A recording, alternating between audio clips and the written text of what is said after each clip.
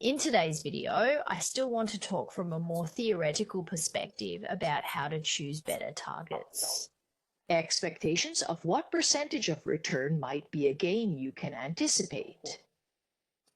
Let's look at cash return, which is cash on cash return. An 8 to 12% return rate is considered a relatively good return.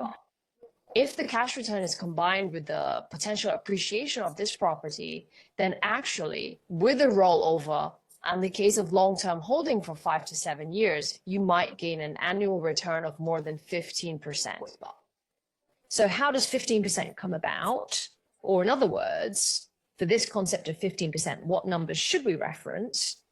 Actually, if we know the performance of the entire stock market over the past 30 years, especially the performance of the S&P over the past 30 years, then basically its average annualized can reach about 7 to 8%.